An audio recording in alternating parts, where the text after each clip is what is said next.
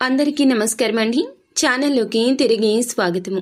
కుంభరాశి జాతకులు మే మాసంలో 26వ తేదీన మీ ఇంటికి ఖచ్చితంగా ఒక అమ్మాయి వస్తుందండి. ఆ అమ్మాయి ఎవరు, వచ్చి ఏం చెయ్యబోతుంది, ఈ రాశి జాతకుల జీవితంలో ఎటువంటి మార్పులు కలగబోతున్నాయో తదితర అన్ని వివరాలు కూడా వీడియోలో తెలుసుకుందామండి. వీడియో ఎక్కడా స్కిప్ చేయొద్దు, దయచేసి పూర్తిగా చూడండి. ఆమె మీ మిత్రురాలు కావచ్చు, పనిచేసే చోట ఉండొచ్చు, ఎక్కడైనా ఉంటుంది. సాయం అడుగుతుంది, చేతనైన సాయం చేయండి. వెతుక్కుంటూ వచ్చింది కదా అని చులకన చేయొద్దు. భవిష్యత్తులో వారితో అవసరం ఏర్పడవచ్చు కాబట్టి నిరభ్యంతరంగా సాయం చేయండి. వారికి చేసే సహాయం మీకు కానీ కుటుంబ సభ్యులకు కానీ చెడు చేయకూడదు అనే అంశం గుర్తుంచుకోండి.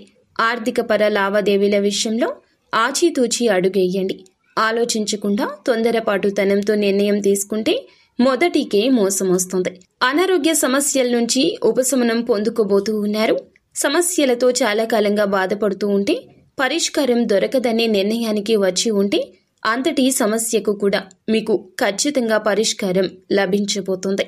నూతనంగా ఉద్యోగంలో జాయిన్ అయిన వ్యక్తులకు పని ఒత్తిడి కాస్త ఎక్కువ ఉండొచ్చు. నీరసం, తలనొప్పి ఇబ్బంది పెట్టొచ్చు. నిరాశ నిస్పృహలకు లోను కాకుండా పరిస్థితి అర్థం చేసుకోండి.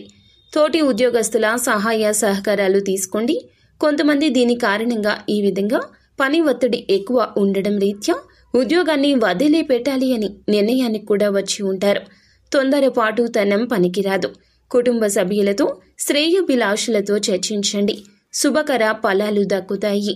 వ్యాపారం మొదలు పెట్టాలని డబ్బు సమకూరక బాధపడుతుంటే ఈరోజు అనుకోకుండా అకస్మాత్తుగా కుటుంబ సభ్యులు లేదా మిత్రుల నుంచి సపోర్టు లభిస్తుంది. లోన్ల కోసం అప్లై చేసుకునేవారు లోన్స్ శాంక్షన్ కావచ్చు. డబ్బులు ఇవ్వాల్సి ఉంటే ఎవరైనా డబ్బులు ఇస్తారు, లేదా ధనం అడగకుండానే మీకు అప్పుగా ఇస్తారు. దీని కారణంగా వ్యాపారాన్ని మొదలు పెట్టాలి అనే ఆలోచన చేసే అవకాశము లేకపోలేదు. ఉద్యోగస్తులకు పై అధికారుల మెప్పు వస్తుంది. విభేదాల రీత్యా దూరంగా ఉంటున్న కుటుంబ సభ్యులను కలిసే అవకాశం ఉంటుంది. బంధం నిలబెట్టుకునే ప్రయత్నం చేయండి. దూర ప్రయాణాల్లో విలువైన వస్తువుల పట్ల జాగ్రత్త.